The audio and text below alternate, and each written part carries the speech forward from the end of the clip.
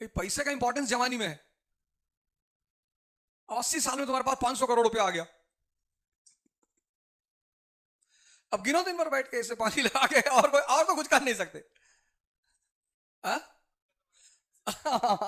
पानी ले लो, एक बाल्टी पानी रख लो बगल में, पानी ले लो।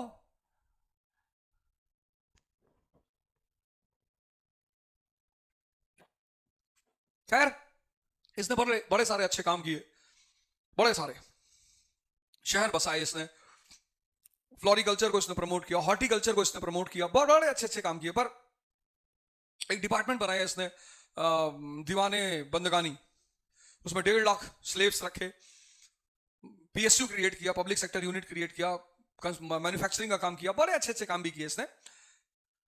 पर जब ये मरा तो इसको जो स्लेव्स थे 1.5 लाख, वो किंग मेकर बन गए। पता लगा इनको राजा बना दिया। इन्होंने कहा साहब हम तुम्हारी सैलरी बढ़ा देंगे 10%, इनको भगा दिया, इनको बना दिया। उन्होंने कहा साहब 15% हम बढ़ा देंगे, इनको भगा के उनको बना दिया। वो मजा लेने लगे सब। और इसी बीच सेंट्रल एशिया में बहुत खतरनाक आदमी पैदा हो गया था, तैमूर लेम। करीना कपूर का बेटा नहीं, उसके पीछे भी लोग पड़े हुए हैं। तैमूर नाम नहीं रखना चाहिए तो गंगाधर द्विवेदी रख दे, बस उसकी मर्जी, चाहे जो नाम रखे, तुझे क्या लेना देना।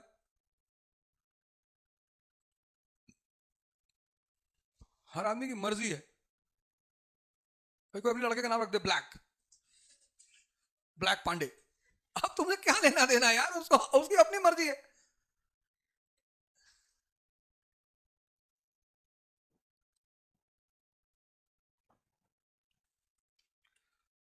वो हिंदुस्तान की तरफ, उसको पता चला कि हिंदुस्तान का कोई रखवाला नहीं है, पैसा बहुत है। तो महमूद गजनी जब हिंदुस्तान आया तो उसने किसको लूटा? हिंदू मंदिरों को। और तैमूर जब हिंदुस्तान आया तो उसने किसको लूटा? मुसलमानों को। तैमूर को ये थोड़ी पूछा कि क्या नाम है, श्यामलाल, बोला मार डालो। तुम्हारा? सलमान, अरे बोले अस्सलाम वालेकुम, छोड़ दो इसको। इस कंट्री में बाहर से जो भी आया उसने सबको मारा।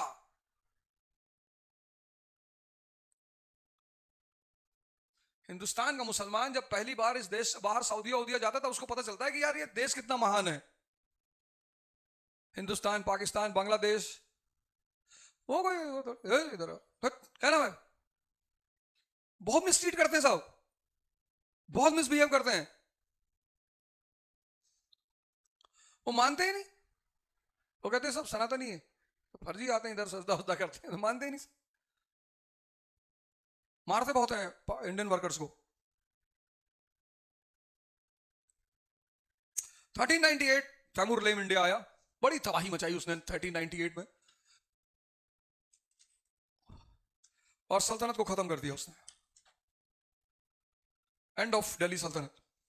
फिर वही वाली हाल हो गई, इकोनॉमी बच गई, एम्पायर खत्म हो गया। वही जो मौर्यंस के बाद हुआ था एंशिएंट पीरियड में, वही घटना फिर घट गई, सेम घटना, इकोनॉमी पीक पे, एम्पायर खत्म। ठीक, अब जहां इकोनॉमी पीक पे होगी तो फॉरेन इन्वेजन होगा, और यहीं पर स्वयंवर हुआ भारत के लिए, और 3 दूल्हे आए, एक दूल्हा बाबर, एक इब्राहिम लोदी, और तीसरा राणा सांगा। इसमें सबसे यंग जो था वो इब्राहिम लोदी था, 21 साल का लड़का। लेकिन जब भी सजदा किया करो ना तो मालिक से बस एक बात कहा करो कि तू इसको संभाल ले, मैं दुनिया संभाल लूंगा। सारा खेल यही है। तुमको लगता नहीं है कि सारा खेल यहां है, तुमको भी एहसास नहीं है। जो हिंदू यहां चंदन लगाते हैं उसकी वजह यही है कि वो रिमेंबरेंस में रहना चाहते हैं कि सारा खेल यहां है।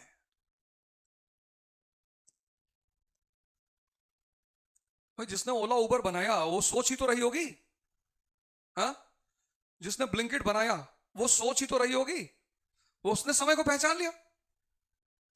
अब ब्लिंकिट जिसने क्रिएट किया है वो सोचो कितना विजनरी आदमी था कि यार लोगों को कार में काम करते करते चीजें कम पड़ जाती, काला नमक नहीं है भैया ब्लिंकिट कर दो, भैया माचिस खत्म हो गई ब्लिंकिट कर दो, भैया ब्रेड नहीं है ब्लिंकिट कर दो। उसने कहा आदमी को और सुविधा दे दो, और 24 घंटे, मैं लखनऊ में था, ऐसे ही मौज में मैंने कहा ब्लिंकिट करते हैं, 1 बज रहा था, बैठा हुआ था, एयरपोर्ट जाना था, मैंने कहा चलो जगह रहो फिर निकल जाएंगे। मैंने ब्लिंकिट कर दिया, वो 5 मिनट बाद दरवाजे पे खड़ा था। मैंने कहा भाई, बोला सर कितनी सुविधा हो गई आदमी को, विचार ही तो था।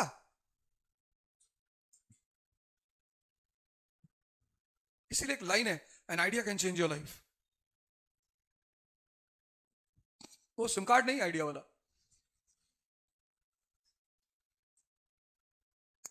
अब राम वर्मा जो है बहुत बड़े पेंटर थे, तो उन्होंने हिंदू देवी देवताओं की फोटो बना दी, पेटेंट करा लिया।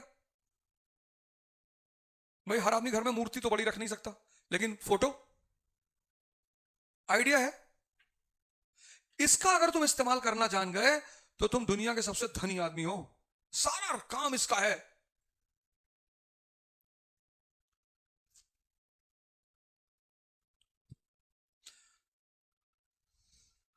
मुसलमान नॉनवेज खाते हैं, खाने देवे, तुझसे पैसा मांग के खाते हैं नहीं, तब तुझे पेट में क्यों दर्द हो रहा है? नहीं खाना चाहिए भाई साहब, जानवर नहीं काटना चाहिए। और तुमने अपने भाई की संपत्ति मार ली, वो भाई की संपत्ति मार ली, वो गुनाह नहीं है। मुसलमानों को नॉनवेज नहीं खाना चाहिए। ऐसा लग रहा है जैसे इस देश के सारे हिंदू इतने धार्मिक हैं कि पूरी दुनिया में इनके नाम का भजन चल रहा है।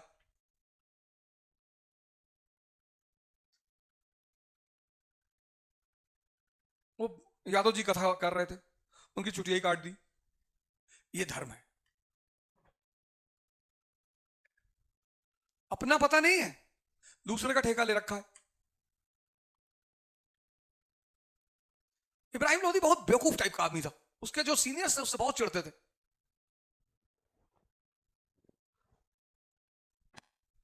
कुछ नहीं होता पढ़ने लिखने से। मैंने ऐसे ऐसे लोगों को आईएएस बनते देखा, ऐसे ऐसे लोगों को जिनको लोगों ने कहा कि अरे कुछ नहीं कर पाएंगे। और आईएएस बनने वाले लोगों के अंदर एक सबसे खास बात मैंने देखी, जो लगभग सब में देखी। मैंने आईएएस बनने वाले लड़कों को ना कभी फालतू की बात करते हुए नहीं देखा। जैसे मुझसे लोग मिलते थे तो मैंने उन लड़कों को कभी फालतू की बात, मतलब की बात, जब भी मिले मतलब की बात।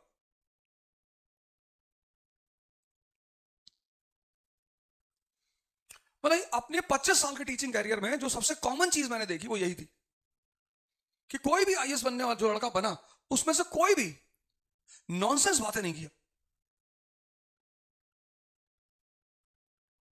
सर ऐश्वर्या राय का डाइवोर्स होने जा रहा है,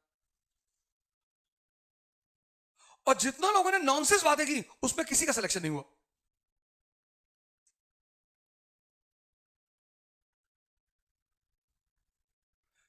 लोधी नॉनसेंस, इब्राहिम लोधी। अब बचे राणा सांगा और बाबर। राणा सांगा में उत्तेजना बहुत है, मार डालिंग फाट डालिंग, पर सिर्फ उत्तेजना से काम नहीं चलता।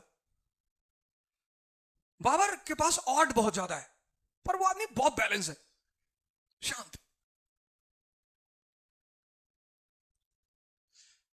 और पानीपत का पहला युद्ध हुआ और जीत गया वो, इररिस्पेक्टिव ऑफ ऑल ऑड्स। और यहीं से शुरू हुई मुगल डायनेस्टी।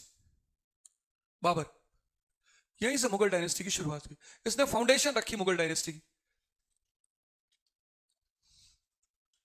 फर्स्ट पानीपत, पानीपत में इब्राहिम लोधी को हराया, फिर 1527 खानवा राणा सांगा को हराया। लोधी, इब्राहिम लोधी। और इसी ने फाउंडेशन रखी किसकी? मुगल डायनेस्टी की। इसके बाद आया इसका बेटा हुमायूं। इनकी साहब की अलग कहानी है। इनकी साहब की अलग कहानी। इनकी कहानी पढ़ोगे तो 2-3 दिन तो हंसते रहोगे। इनके साहब को 2 काम करना है, एक तो अफीम पीना है और एक मुजरा देखना है।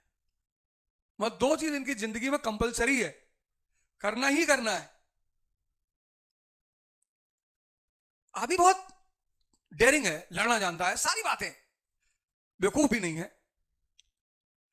और उसका दुर्भाग्य था कि इसी के समय में पैरेलल में हिंदुस्तान में एक बड़ा डेंजरस पर्सनालिटी था, शेरशाह सूरी। ये इसके जीवन का दुर्भाग्य था। अरे उसने तो मारा, इनकी पूरी सत्ता पलट के रख दी, शेरशाह सूरी। वो तो अच्छा हुआ कि सूरी के बाद उसके सक्सेसर अच्छे नहीं थे, तो ये कमबैक मार गए। अगर उसके सक्सेसर टैलेंटेड होते तो मुगल खत्म थे। सोचो हिंदुस्तान हाथ से छीन गया हुमायूं का। एक इंसिडेंट बता रहा हूं, हुमायूं के हाथ से हिंदुस्तान छूट गया 1540 बैटल ऑफ कन्नौज। भगोड़े हो गए, भाग रहे हैं, भागते भागते राणा वीर साल के घर में रुके हुए हैं। हिंदुस्तान छीन चुका है, नौकरी हाथ से चली गई। वहां इनको एक लड़की दिखाई पड़ी, हामिदा बानो बेगम।